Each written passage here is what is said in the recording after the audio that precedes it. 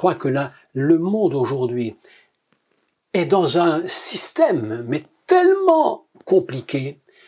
Lorsque je regarde Israël aujourd'hui, les guerres du Moyen-Orient, je me dis, mais comment l'humanité en est-elle arrivée à une telle catastrophe? C'est absolument incroyable, alors que le but de Dieu, c'était de nous amener dans le repos.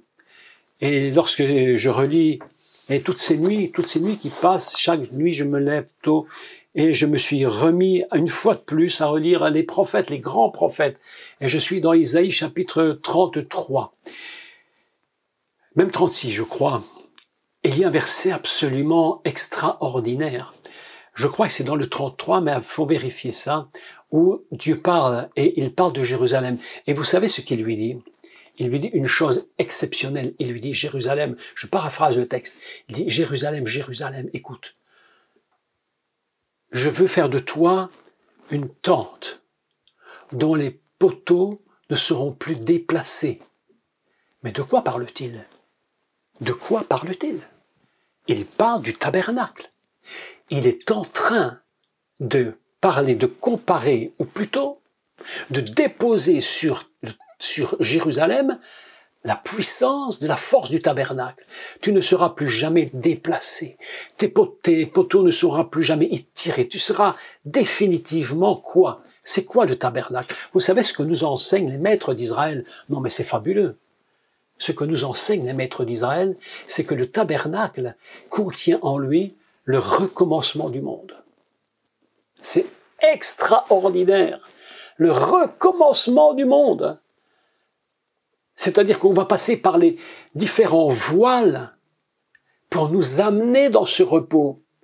Et lorsque le grand prêtre passe, soit dans le tabernacle, dans le Saint des Saints, soit dans le temple de Jérusalem, il passe, il rentre par les deux colonnes, il les traverse et il laisse en arrière le monde pour rentrer dans la paix de Dieu. À l'intérieur du tabernacle, mes amis, c'est la paix. Pas d'improvisation, que la présence du divin. C'est absolument incroyable. Et voilà que il dit de Jérusalem, tu es comme le tabernacle, voilà à quoi je te compare. Tu n'iras plus en déplacement comme ce l'était avant. Je considère Jérusalem comme étant fixé définitivement. Et Jérusalem, c'est quoi? Si c'est le tabernacle, selon que le dit le prophète Ésaïe, eh bien, il est Shech, il est 6. Et ça, c'est incroyable. Et c'est pourquoi il y a un tabernacle ici-bas qui représente toute la puissance du 6. Et lorsque nous levons les yeux vers l'Apocalypse, et c'est notre but, c'est que là-haut, il y a le tabernacle céleste. Vous avez remarqué qu'il parle du tabernacle céleste? C'est pas rien. C'est-à-dire que l'on passe d'une dimension pour arriver à une dimension complètement céleste. C'est absolument incroyable. C'est un texte d'une puissance fantastique. Et c'est pourquoi le véritable Shabbat, c'est de surtout se souvenir que nous passons du 6 à 7. C'est pas 7 pour 7.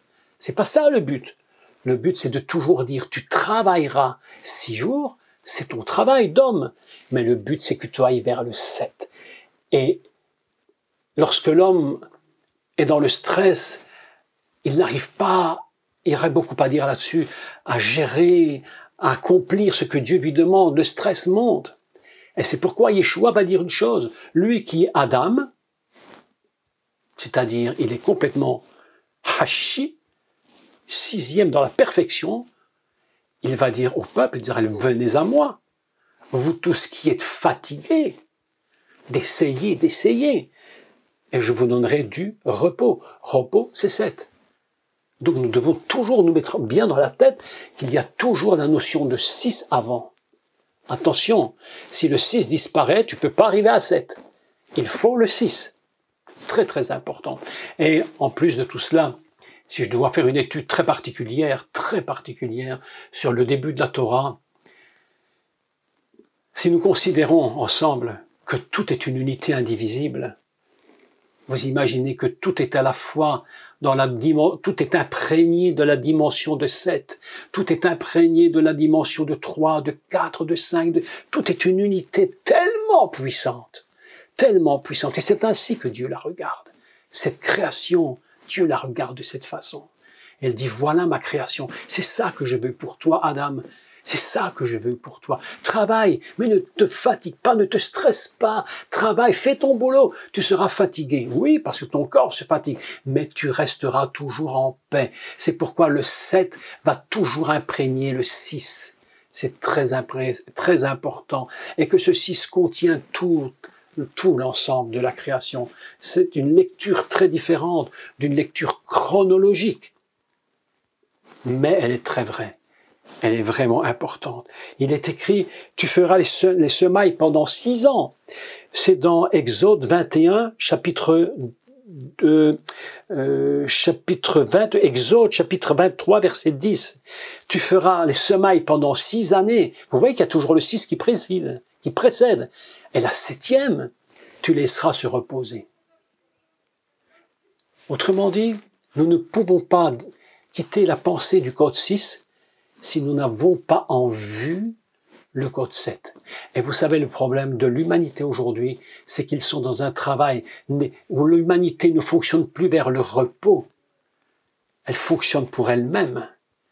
Et c'est pourquoi elle ne peut pas arriver à atteindre ce repos, le véritable repos. Mais nous, les enfants de Dieu, nous ici, qui écoutons cet enseignement, nous devons nous empresser de rentrer dans le repos. Mais oui, c'est ça que nous dit 6. 6 nous dit, empressez-vous. Empressez-vous, vous qui êtes 6. Et laissez le Shabbat vous laisser en paix. Et empressez-vous de rentrer dans 7. Oh, c'est tellement important. Il est dit que l'esclave travaillera 6 années. Et la 7e année, il sera libéré. C'est-à-dire, Exode 21, chapitre 21, verset 2. 6 années, et la 7e, tu le libéreras. Mes amis, je crois, mais vraiment je crois, que si nous pouvons réfléchir chez nous sur ce que je dis maintenant, vous allez découvrir des mystères absolument incroyables. Et je pense que la vision de Dieu, de son Adam, elle est au-delà de toute la mesure que nous pouvons imaginer. Ça nous dépasse, mais complètement. Ce que Dieu voit de l'Adam, il faudrait que nous en ayons une vision un peu plus claire. Mais vous devez réfléchir à toutes ces choses et vous dire, mais Seigneur, mais comment me vois-tu? Comment me vois-tu? Quelle est ta vision de moi? J'ai beaucoup aimé le texte où Dieu regarde sa création et il vit que cela était très bon. Très bon. Écoutez ceci. Vous allez voir comme c'est impressionnant.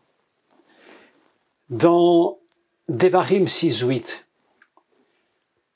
Devarim 6.8 dit « Vous mangerez du pain sans levain pendant 6 jours. » Pendant 6 jours. Pourquoi? Parce que le but de manger le pain de Pessah, c'est pas pour manger le pain de Pessah. Pas uniquement. C'est pour atteindre le code 7. Le repos et la liberté. Vous mangerez du pain pendant 6 jours et je vais vous libérer afin que vous atteigniez le code 7, le repos. C'est pourquoi, mes amis, c'est pourquoi. Je vous rappelle que la première étape où le peuple d'Israël, après sa sortie d'Égypte, va s'arrêter, c'est un lieu qui s'appelle Sukkot. C'est impressionnant. Alors pourquoi ça s'appelle Sukkot? Alors qu'en finalité, il vous restait 40 ans dans un désert pour qu'ils reçoivent la finale plus tard. Enfin, c'est Sukkot incroyable. Mais la première étape, c'est de sortir de 6 pour entrer dans le Sukkot, c'est-à-dire le lieu où Dieu nous donne le repos d'en haut. On est sous la tente de Dieu. C'est-à-dire que je peux considérer le Sukkot comme étant la valeur 7 et que la sortie est la valeur 6. Tu mangeras du pain pendant 6 jours et puis tu passeras à la dimension de la libération. Mais c'est absolument extraordinaire. Le Code 6 nous rappelle toujours, n'oubliez jamais que le but final, c'est pas d'être 6. Le but final, c'est d'atteindre 7. Le fondement même de la création. Là, comment Dieu a tout conçu. J'ai conçu le monde Bereshit sur 6 lettres. Mais j'ai décidé, dit Dieu, je me mets un peu à sa place pour le dire, j'ai décidé de créer le monde avec 6 lettres Bereshit. Mais en réalité, tout le premier texte, nous l'avons vu il y a 2 semaines, c'est un texte qui est basé sur le code 7. Ah, vous imaginez cela? Je suis conçu dans le code 6, Bereshit, mais en réalité, tout cet ensemble, c'est pour atteindre la totalité 7. C'est pourquoi je suis convaincu, mais alors c'est ma conviction la plus profonde, et je suis en train d'écrire là-dessus un texte très important, que le premier, ce qu'on appelle nous, le premier verset de la Torah, contient en lui toute l'histoire totale de toute l'humanité, de toute la création, depuis le début jusqu'au summum de ce que Dieu a prévu. Et là, nous arrivons dans une dimension inimaginable. Et lorsque nous lisons Bereshit bara Elohim et hashamayim ve'aretz, on n'a même pas saisi toute la puissance qui se cache dans ce texte. Impressionnant. Et le 6 est fusionné dans le 7. Dans le premier verset de la Torah, le 6 est fusionné à l'intérieur. Vous imaginez cela? Quelle puissance du texte! Quelle puissance dans ce texte! C'est extraordinaire. Écoutez ceci maintenant. 1 Roi, chapitre 10, versets 18 et 19. Fantastique. Il est dit que le trône du roi Salomon avait 6 degrés. On peut dire 6 escaliers si vous voulez. Pour arriver sur le trône et s'asseoir sur son trône, il devait monter sur 6 escaliers. La Bible nous révèle que Salomon était arrivé à un niveau absolument exceptionnel. Mais il y a encore une étape plus haute, c'est le 7. Et Dieu lui dit par 6, lorsque tu montes sur les 6 degrés, et que tu t'assieds là-haut sur ton trône, là en haut des 6, je t'ai appelé à passer dans une dimension, à rentrer dans une dimension. J'aime beaucoup l'histoire du roi Shlomo, parce que quand Dieu lui demande, mais qu'est-ce que tu désires? Il lui dit, donne-moi de la sagesse. Donne-moi de la sagesse pour conduire ton peuple. Et cette sagesse vient d'en haut. Ça dépasse la limite. Mais son trône était élevé au-dessus de 6 marches. Vous imaginez la puissance de ce texte. Et maintenant, parlons toujours du roi Shlomo, c'est-à-dire celui qui est construit sur la racine Shalom, la paix. Le roi Shlomo, lui, dans 2 Chroniques 3.13, recevait chaque année 666. Donc, Shesh Merod, Veshishim, Veshesh. Écoutez ce texte, mais ce texte est fort. Shesh Merod, Veshishim, Veshesh. C'est une phrase tellement incroyable que si vous faites de l'hébreu et que vous aimez calculer les valeurs, je vous demande de calculer la valeur de ce 666 réellement, plutôt que d'essayer de trouver toujours le mal dans ce chiffre. Le mal, c'est plus tard. Mais à l'origine, pourquoi 666? 600 Shesh Merod, Veshishim, Veshesh, et de faire le calcul de cette phrase. 666 nous amène à une dimension absolument inimaginable. Si on fait un décodage de ce 666, c'est absolument, mais incroyable. 6 à la puissance 6, à la puissance 6, 6, 6, 6, 6, il n'y a plus de chiffres. Et la Bible nous enseigne dans le 2 Chroniques 9.13 que Salomon recevait chaque année 666 qui bon, 600, on va dire kikar. Une mesure, c'est kikar. D'or pur. Vous voyez bien que la première fois que ce nombre apparaît en tant que 666, c'est pas une malédiction. C'est une bénédiction. Immense bénédiction. Je ne sais pas si vous seriez d'accord de recevoir tous les ans 666 tonnes d'or. En tout cas, je pense que ça changerait nos vies. Ça changerait nos vies. On n'aurait plus à se poser la question, est-ce que la France est en déficit? Là, on ne se poserait plus la question. Mais voilà que 666. C'est pourquoi je suis convaincu que la valeur du 666, elle a deux principes. C'est une valeur financière, c'est-à-dire une valeur économique. Et nous ne sommes pas du tout surpris que la bête, dans l'Apocalypse, s'accapare du symbole 666, parce qu'il veut être, lui, le dirigeant économique du monde. Vous avez remarqué que la grande Babylone, avec la bête qui gère et qui contrôle et qui domine, aujourd'hui, vous vous rendez compte de ce qui se passe dans le monde. Le problème fondamental du monde aujourd'hui, pour tous les chefs d'État, c'est les finances. Oui ou non? Oui. Tout à l'heure, j'ai écouté tout à l'heure, je ne sais pas si vous l'avez écouté, mais je me suis intéressé un peu par hasard, je suis tombé dessus, du discours du Premier ministre français. Aujourd'hui, j'ai écouté. Mais tout le discours tourne autour de l'argent. Quasiment tout tourne autour de l'argent. Le monde tourne autour des finances. Les banques tournent autour des finances. Et la Bible nous dit que cette puissance financière dont on parle dans l'Apocalypse, et qui a pour symbole le 666, va s'écrouler. Parce que 666, ce n'est pas la bénédiction, c'est un vol de la bénédiction. Pour se l'accaparer, parce que la bête veut nous faire croire, et au monde entier, quel est le Mashiach. 666. Vous imaginez ce chiffre.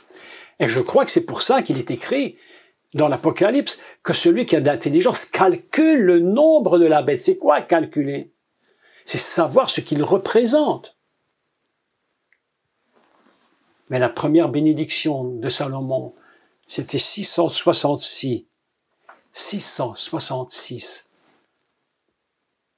kikars d'or. Ça, c'est quelque chose d'incroyable. Vous imaginez comment un tel texte peut contenir une telle puissance. Une telle puissance. 6 à la puissance 6 à la puissance 6. Il n'y a même plus de chiffres dans notre tête qui sont capables de comprendre une telle chose. Et voilà ce que la bête veut faire. Vous vous souvenez que lorsque la prise de Jéricho a eu lieu, ils ont fait 6 fois le tour. Et au 7e tour, au 7e jour, ils ont fait le tour de la ville. 7 fois. Ah, nous avons ici une pensée incroyable. Nous passons du 6 à 7. Et c'est ainsi qu'on gagne la victoire. Nous sommes dans le 6, dans la sainteté, le repos, la paix. Nous faisons ce que Dieu nous demande. Et nous rentrons dans le code 7, la victoire, la paix, le shalom de Dieu. C'est très très important. Et je reviens maintenant, et pour clôturer, je crois que le 6, j'en ai parlé souvent, je crois que tous vous êtes au courant, mais néanmoins je vais quand même encore le redire et le redire. Parce que ce code 6, il va déterminer la sainteté de l'épouse. L'épouse, la métaphore de l'épouse. D'accord? Elle est très étrange parce que parfois on dit que la Nouvelle Jérusalem est parée comme une épouse. On dit que le Mashiach vient chercher son épouse. Il y a tout un symbole sur l'épouse, d'accord? Tout un symbole. Et vous savez tous que Mashiach Yeshua ne fait rien dans son ministère qui ne soit fondé sur les principes fondamentaux de la Torah qui elle-même vient directement de la nature divine. Et le Mashiach arrive à Cana. C'est impressionnant. Il arrive à Cana et le problème, ce n'est pas directement le manque de vin. Écoutez ceci, écoutez. Ce n'est pas le manque de vin dans les vases. Le problème fondamental, c'est que le 6 n'a pas rempli sa fonction. Le 6, il manque quelque chose à 6. Les vases de pierre. Ce qui est tout à fait intéressant quand on parle des vases de pierre, le mot vase au singulier, il y en a 6, donc chacun en particulier se dit kad even. Mais si je prends le mot vase tout seul, c'est le mot kad. Et le mot kad s'écrit kaf dalet. Et kaf dalet, c'est 24.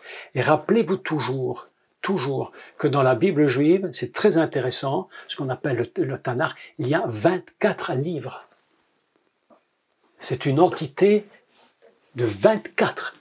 C'est-à-dire que si je fais une réflexion, une recherche, chaque vase représenterait ou représente la totalité du Tanakh.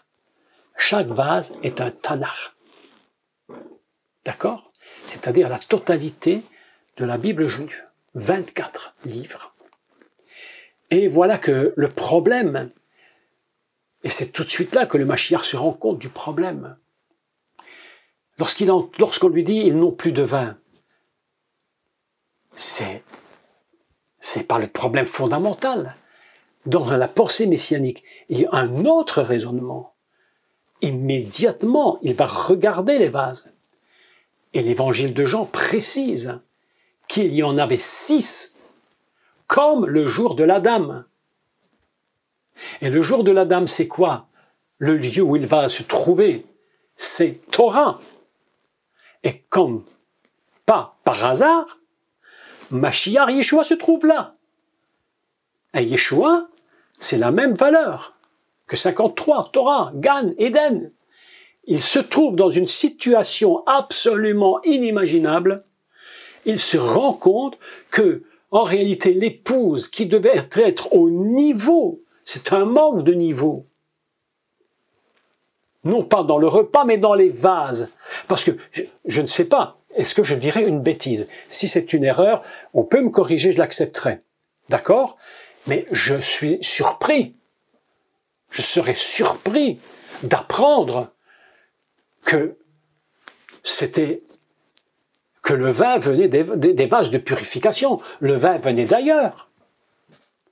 Donc s'il y avait un manque de vin, on pouvait demander à l'ordonnateur d'aller en chercher ailleurs, mais sûrement pas dans les 6 vases de purification. Est-ce que vous me comprenez dans ce que je veux expliquer? Ce qui veut dire qu'il y a une autre idée. Une autre idée. Yeshua n'a pas dit, écoutez, il n'y a plus de vin, allez chercher de l'eau, mettez-les dans des seaux à part, et puis je vais faire un petit miracle et ça vous fera un grand plaisir, et tout le monde boira du vin. Mais c'est pas son job.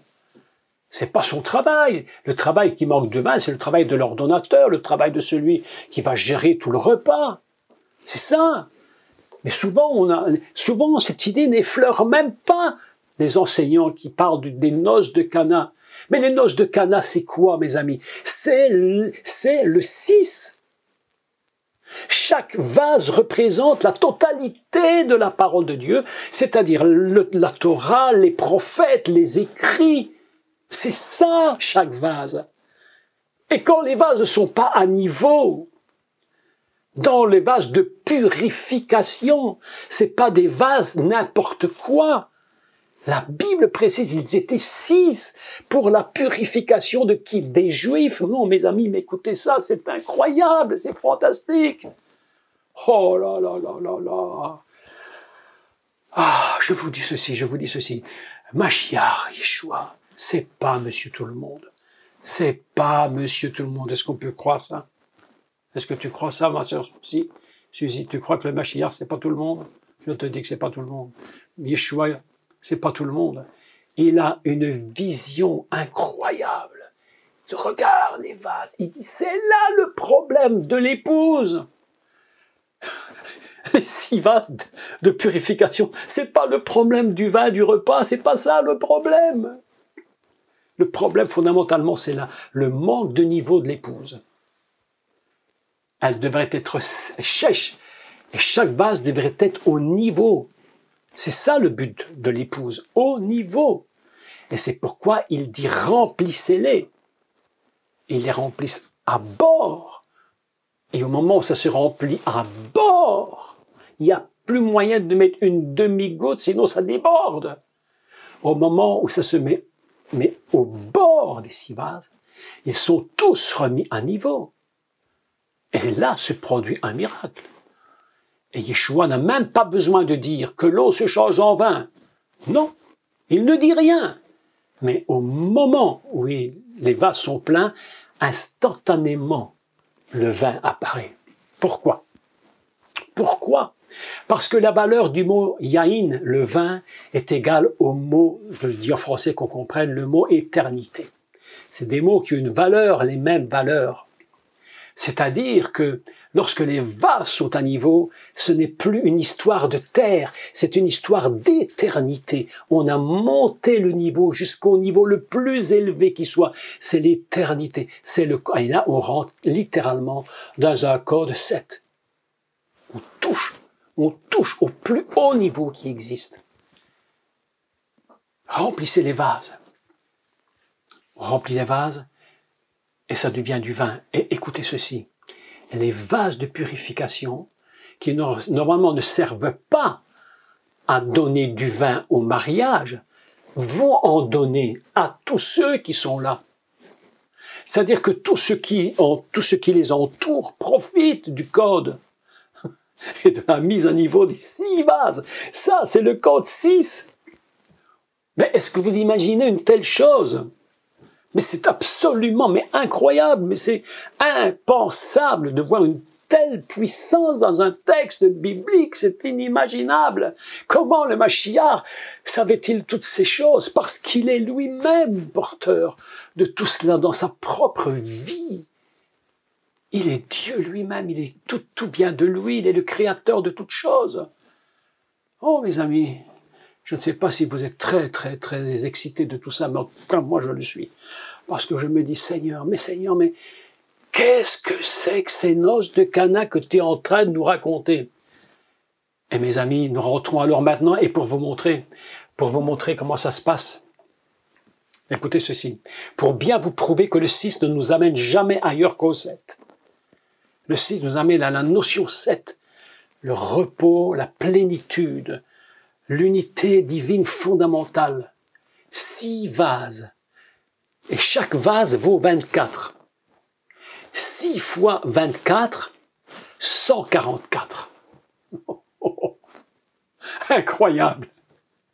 Et le Mashiach lui-même, dans sa propre nature, il atteint le summum du dévoilement chiffré du Messie dans la Torah, c'est 1000 au maximum. Il est non seulement le 1, Aleph, mais il est Elef, le 1000. Et au moment où le Mashiach dit « remplissez-les », et ils remplissent, le 1000 touche, les 6 vases, 144, et nous tombons dans 144 000. 144 000 que nous retrouvons dans l'Apocalypse. Le code 6, mes amis, c'est quelque chose d'absolument inimaginable. Je ne sais pas si après ça on peut encore aller se coucher et dormir, mais en tout cas, ça tourne dans la tête, ça tourne dans la tête, ça tourne dans la tête, et on se dit, mais mon Dieu, mais est-ce possible que toi, le Dieu créateur, tu aies donné tous ces codes, que le Mashiach venant sur terre, il produit ces choses-là? Mes amis, oui, c'est possible. Oh, les amis, j'ai entendu l'autre jour des choses au sujet du Messie, mais des gens qui racontent, passez-moi l'expression, mais des âneries, mais je crois que c'est 10 ans d'attaché en même temps à la même corde, hein, c'est pas possible. Hein. Cette femme nous racontait, et nous savons très bien que le Mashiach, tout ça, ce n'est pas vrai. En fait, il a existé, oui, mais il a épousé Marie-Madeleine et il a eu 4 enfants avec elle. Ah bon, elle t'a été chercher ça où, hein? Je me demande que tu m'expliques où tu étais allé chercher. N'importe quoi. Mes amis, n'importe quoi. Le Seigneur, c'est autre chose. Et c'est pourquoi nous devons admirer sa présence. Nous devons respecter. Nous devons rentrer dans cette présence constante. Parce que lorsqu'il nous donne tous ces codes dans la Torah, c'est pour nous révéler les secrets du divin. Ainsi, Yeshua va à Cana et il remarque qu'en fait, c'est le code 6 qui est primordial. Et lorsqu'il termine sa vie, il sort de la tombe. Et il sort de la tombe dans la notion de 6. Tout le ministère du Mashiach fonctionne sur ce principe. Et il est lui-même porté constamment vers le 7. C'est absolument inimaginable. Inimaginable. C'est sublime. Sublime. Nous sommes ici en train de réfléchir à la puissance du Messie, à la puissance de la parole de Dieu. Et nous ne pouvons que nous tourner vers lui dans l'humilité et lui dire, Seigneur, vraiment, si ce n'est toi, c'est impossible. Si ce n'est pas toi, c'est impossible. Impossible. J'espère que ce soir, vous avez été impactés, non pas par moi, mais impactés par la parole de Dieu, impactés par la puissance de la parole, de la Torah, du Mashiach Yeshua, impactés tellement puissamment que je voudrais que cette nuit vous ne dormiez plus pour réfléchir et dire, Seigneur, qu'est-ce que tu peux encore me dire concernant ce 6? En finalité, tout ce que je vous ai dit ce soir, en quoi cela peut-il nous changer, nous amener à aller plus loin, t'amener à ne pas rester là où tu es, et à monter toujours plus loin, afin que le nom te porte toujours vers le ciel. Jamais, ne reste jamais ici en bas. Monte toujours, porte tes yeux toujours là-haut. C'est pourquoi Yeshua a dit, lorsque vous verrez toutes ces choses arriver sur la terre, levez les yeux. Parce que là-haut, c'est le niveau le plus élevé que nous puissions atteindre dans le code de la création. Je vous parle du code de la création qui se lie indiscutablement avec l'Apocalypse.